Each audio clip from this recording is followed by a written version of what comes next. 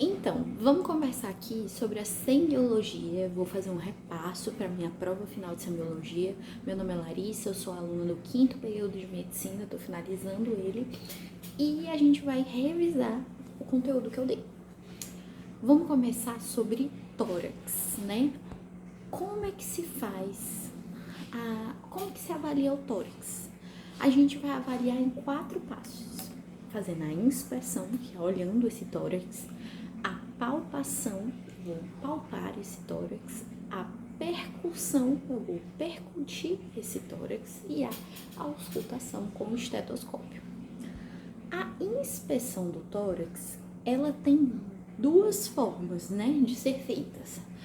A inspeção estática e a inspeção dinâmica.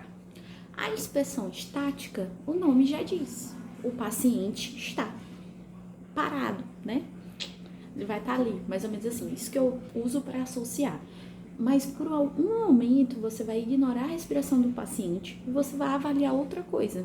Você vai avaliar a distribuição do pelo do paciente, você vai avaliar o tipo de abdômen do paciente, de tórax do paciente, você vai avaliar se esse paciente ele tem abovedamentos, se ele tem retrações, ou seja, se ele tem cicatrizes, se ele tem hérnias, se ele tem uma parte do tórax com alguma deformidade, vai avaliar a estrutura do tórax em si, né?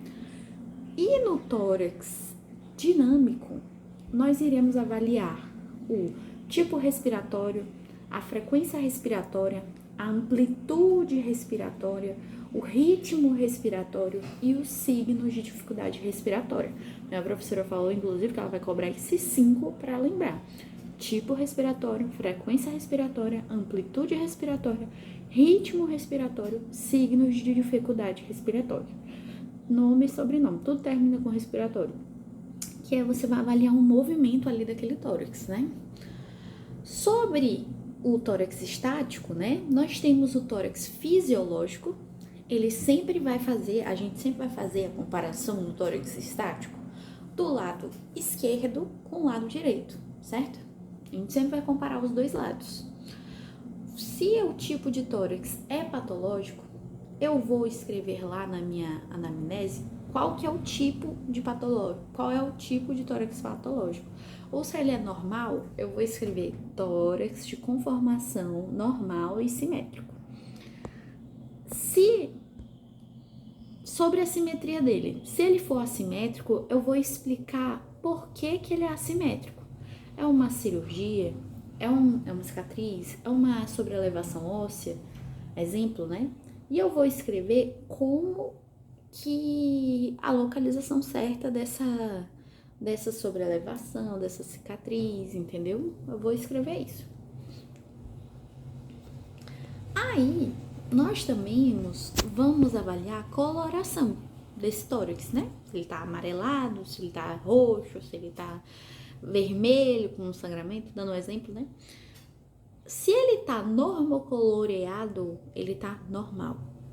Se ele tá cianótico, ele tá amarelado, né? Dando um exemplo. E a gente vai avaliar também a distribuição pilosa, né? Que ela é triangular nas mulheres e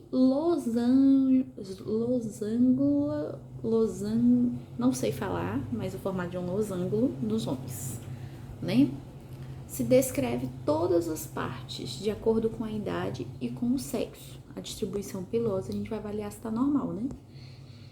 Nós também vamos avaliar os relevos ósseos, cujos relevos ósseos estão ocultos por massas, aí é normal. Agora, se o relevo ósseo no tórax está muito evidenciado, por exemplo, e se esse paciente tiver desnutrição? Se ele tiver com alguma patologia? Ou se ele tiver, por exemplo, com um tórax muito com tirarres. No espanhol fala assim, porque eu estudo medicina no Paraguai, né? Que aí é quando você respira, marca entre as costelas, acho que é na inspiração, não lembro exatamente agora. E falando sobre o tórax estático, uma coisa importante é ressaltar assim, a gente tem que saber os tipos de tórax. né? O tórax em tonel literalmente lembra um tonel, é o tórax enfisematoso, o paciente tem enfisema e o tórax ele fica inchado. Por quê? Né? Tem um formatinho de tonel, o tórax em tonel ou enfisematoso. Porque o ar fica preso ali dentro, tem muita dificuldade de sair, entendeu? Então se manifesta com aumento de todos os diâmetros, em especial anteroposterior. Anterior-posterior. Então aumenta assim, um tonelzinho, em especial anteroposterior. Nós temos o tórax paralítico, plano ou cístico. Isso aqui é muito comum em pacientes que são altos, né? Temos pacientes altos, alargamento do diâmetro vertical e redução anteroposterior. É uma expiração permanente, né? Expiração. Pensa comigo, expiração permanente. O paciente tem dificuldade de inspirar, porque o abdômen dele é duro, entendeu? Ao contrário do de tonel, lembra? O de tonel ele inspira e o ar fica preso. O entalo duro, ele tem dificuldade em inspirar. Ele tá sempre expirando, porque o ar não entra direito. Temos o tórax cifoescoliótico. Então, o que é o tórax cifoescoliótico? O tórax que o paciente, além de ter a coluna em S ali, a coluna torta, ele também vai ter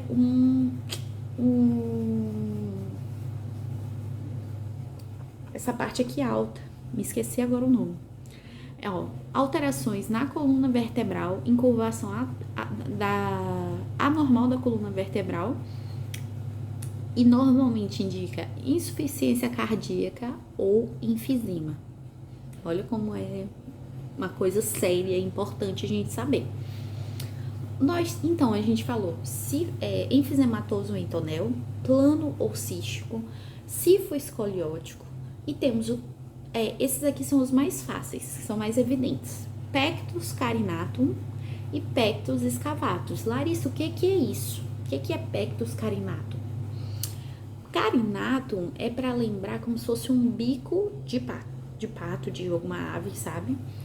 O nosso esternon, né? O nosso osso que tá bem aqui, o externo, ele se projeta para frente, fazendo como se fosse um bico, literalmente. Então, esse é o tórax carinatum, ou peito de pollo, que chama, né? Peito de frango, mais ou menos isso que significa no espanhol. E temos o tórax excavatum. Excavato, você já lembra? Escavado, tão fundo. É mais ou menos isso. É um tórax de sapateiro, que chama. É como se fosse o paciente colocando o pé aqui, né? Como se fosse uma outra pessoa tivesse colocado o pé no tórax do paciente e o tórax estivesse afundado. O tórax carinatum, né? Ele sai adelante muitas vezes por raquitismo, ou seja, má nutrição, paciente muito magro, entendeu? E o tórax excavatum é nascimento e você vê mais na inspiração. Aí, sobre mudanças, porque essas mudanças, esses tipos de tórax que eu falei, tórax de tonel, paralítico, que é a mesma coisa do plano ou cístico, tórax cifoescoliórico, pectus carinatum e pectus excavatum. E aí, esses são os 5 tipos de tórax. Nós temos também o hemitórax. Hemitórax é quando é a mudança só de um lado do tórax, não é nos dois lados, como nos 5 exemplos que eu dei.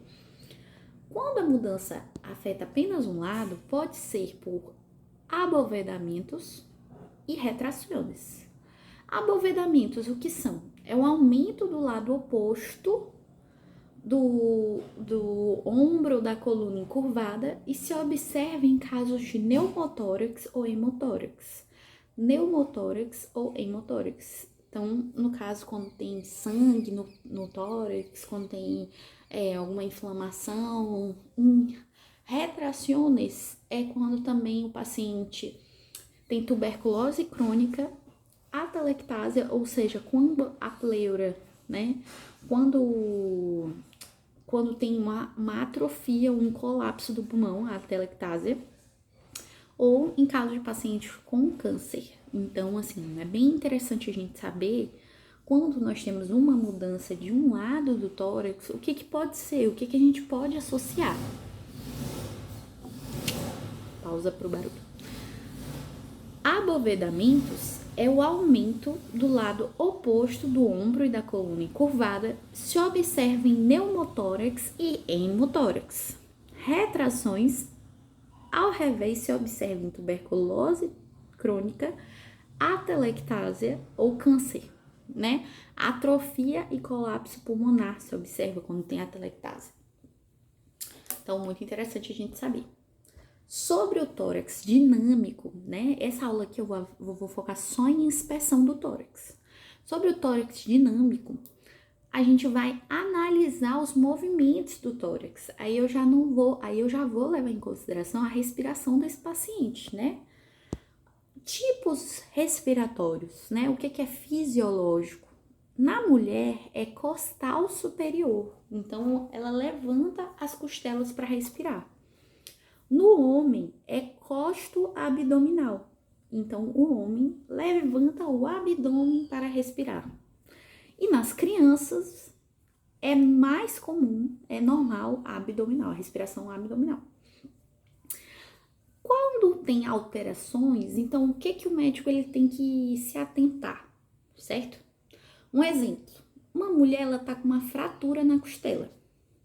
O que ela vai fazer?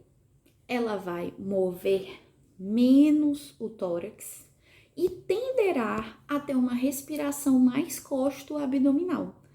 Então, você observa uma mulher e ela tá tendo um padrão respiratório costo-abdominal, tem alguma coisa errada com as costelas dessa mulher. Você já liga o alerta, tem alguma coisa errada ali no tórax dela. E no homem, o mesmo processo. Se o processo fisiológico é costo abdominal e o paciente tá com problemas abdominais, entende-se que ele vai respirar menos pelo abdômen e vai ter uma respiração do tipo costal. Então, é uma coisa que o médico tem que ficar ligado. A gente tem que observar os padrões respiratórios anormais. Então, além dessa questão da posição da respiração, a gente também tem que avaliar quando nós temos padrões anormais de respiração. Aí é nomezinho, é nomenclatura que pode cair na sua prova. Tem a respiração periódica de Cheyne-Stokes, que ela é uma ciclopneia. O que quer dizer isso? Né? A respiração de Cheyne-Stokes é uma série de respirações com uma profundidade crescente e logo decrescente, então o paciente. E depois o paciente fica um tempo sem respirar, de 10 a 30 segundos. Essa patologia, esse signo de dificuldade respiratória, esse padrão anormal de respiração, ele é bem comum em 30% dos pacientes com insuficiência cardíaca e se observa também em transtornos neurológicos. Então, o paciente, nós temos o padrão respiratório de profundidade crescente e decrescente. Varia, aí nós temos uma variação da apneia, da falta de ar por 10 a 30 segundos. E é comum em 30% dos pacientes com insuficiência cardíaca e com transtornos neurológicos. Então, meu paciente está tendo esse padrão respiratório, eu já vou suspeitar de uma possível insuficiência cardíaca, ou possível transtorno neurológico. Então, assim, é esse link que a gente tem que estar ligado. Claro que isso não é um fator determinante para fechar um diagnóstico. É algo que você vai levantar um alerta e vai chegando às conclusões por diversos fatores que indicam, né? Aí nós temos a respiração de Biot também. A respiração de Biot, ela não tem, é tudo alterado. Ela não tem um padrão, né? Ela se alterna em ciclos variáveis de respiração de igual ou distinta profundidade. Então, a gente tem um ciclo estranho de respiração e um ciclo estranho de apneia. Não tem regularidade nenhuma. E ela é muito comum em pacientes que têm meningites, que tem essa respiração de Biot. Então, o paciente não tem variação, não tem uma lógica na respiração dele, só totalmente alterada a respiração e totalmente alterada a apneia dele. Suspeita de meningites. Respiração acidótica de Kussmaul, eu acho que é assim que se fala, não tenho certeza. A gente vai ter uma inspiração ampla, profunda e ruidosa. Então, inspiração profunda e ruidosa, barulhenta. Segue por uma breve pausa e posterior uma expiração curta. Uma expiração curta. Então, o paciente consegue inspirar, mas tem uma breve pausa e uma expiração curta, para dar passo para uma nova pausa prolongada. Então, esse paciente, ele inspira, ele dá uma pausa, uma expiração curta e uma nova pausa. Olha que estranha essa respiração. Isso é comum em quê? Em quadros de acidose metabólica, como acidose diabética e acidose urêmica, certo? Acidose diabética e urêmica. Para associar para a prova, Cheyne-Stokes tem uma lógica. É qual? O paciente inspira, expira e fica de 5 a 30 segundos sem respirar, ou de 10 a 30 segundos. De Biot é tudo alterado, não tem alteração nem na apneia, na falta de ar, nem na respiração. E de Kussmaul, inspiração barulhenta, pausa, expiração curta e pausa mais longa de novo. É isso, ela é comum em quê? Acidose metabólica, acidose diabética e urêmica. E aí, nós temos que ficar atento à amplitude respiratória, a essas nomenclaturas, assim. O problema, na minha opinião, o problema da semiologia é isso, que tem nomezinhos. Não basta você entender, você tem que ler o nome e lembrar, ou lembrar do nome com a descrição, né? Se nós temos amplitude respiratória, se ela é ampla demais, nós temos a batipneia, uma respiração profunda. Aí, batipneia, certo? Se nós temos uma diminuição da amplitude respiratória, ou seja, nós temos uma respiração superficial, aí nós vamos ter a hipopneia. É uma respiração assim, sabe? Uma respiração bem superficial. E aí, nós temos que levar em consideração também que amplitude é diferente de frequência, né? É diferente quantas vezes eu respiro por minuto da profundidade da minha respiração. Pelo menos foi assim que eu associei a diferença. Eu posso respirar 100 vezes por minuto, dando um exemplo, né? Claro que não é, mas dando um exemplo. Mas a respiração sempre...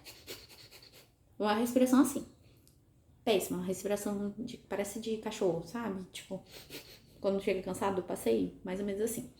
Ou eu posso fazer uma respiração de 20 vezes por minuto e uma respiração profunda, uma respiração terapêutica quase, né? Então, quando se trata de frequência respiratória, em condições normais, em um minuto, a gente vai respirar de 16 a 25 vezes. Qual que é a média da respiração por minuto? 20 segundos. Se explora melhor colocando a mão no tórax do paciente e contando as respirações. Porém, entretanto, todavia, como é que você vai fazer a avaliação da frequência respiratória desse paciente? Você vai fingir que você está sentindo a pulsação dele.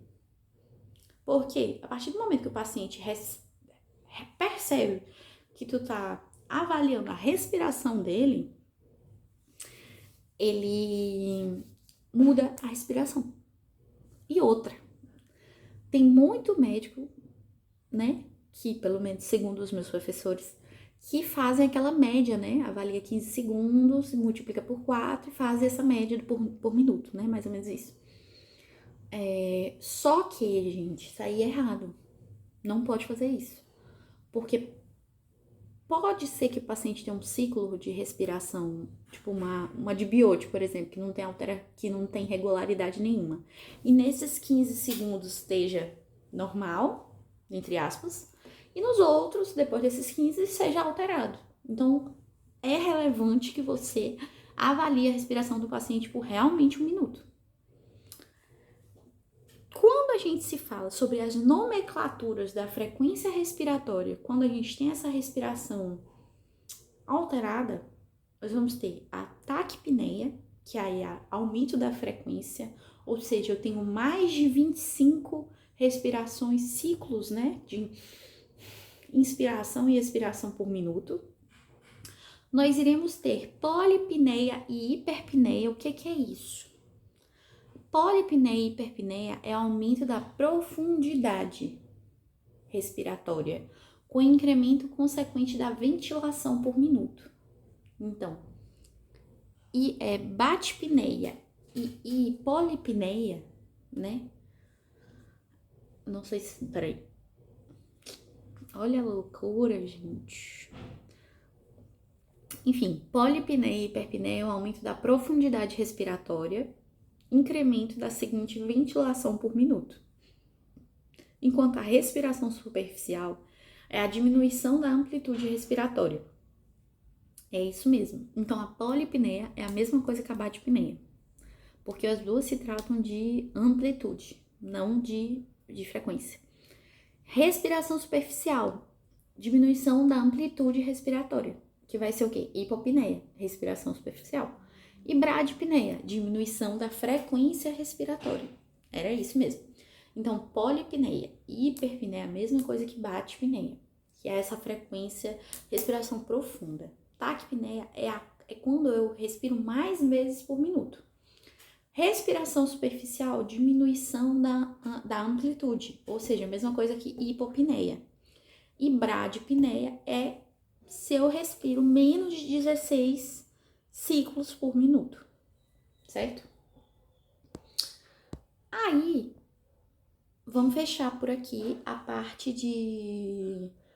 Não, eu vou falar sobre os signos de dificuldade respiratória, 4 tipos, né, que isso também vai cair na minha prova. Nós vamos avaliar na inspeção estática, como eu já falei, ou na inspeção dinâmica, o tipo respiratório, a frequência respiratória, a amplitude, o ritmo e os signos de dificuldade respiratória. São 4 tipos. Aí é utilizar os músculos acessórios, quais são eles, né? O paciente está com falta de ar, ele começa a usar o esternocleidomastóide, ele começa a usar, qual é o outro? Os músculos intercostais auxiliares também. Nós vamos utilizar, o paciente também começa a fazer tirares. O que é tirares? Gente, é assim, quando o paciente está respirando, marca a costela dele, as costelas. Fica tipo, os espaços intercostais ficam literalmente marcados, parece que tem um dedinho. Ó, digamos que isso aqui é a costela, né? As minhas costelas. Aí aqui é os espaços intercostais. Na respiração vai ficar bem evidente esses espaços intercostais, sabe? Sendo que isso normalmente não marca. Aleteo nasal, ou seja, vai aparecer o abrimento das asas nasais, que é o buraquinho que a gente tem aqui no nariz. Se eu tivesse com dificuldade para respirar, ele estaria bem largo, bem o aumento do aleteo nasal, em espanhol, né? Das asas nasais. A respiração fica paradoxical ou balancim, que quer dizer o quê? Últimos espaços intercostais e costelas vão se retraindo. Signo de um houver caso de enfisema. Isso aí eu vou aprofundar mais. Mas, basicamente, a gente tem que tentar lembrar de o quê? Utilização dos músculos acessórios, tiragens, aletheia nasal, aumento daqui do nariz e respiração paradóxica. É isso. Tiragens, aletheia nasal, utilização de músculos acessórios e respiração paradóxica. Ponto. Vamos fechar por aqui.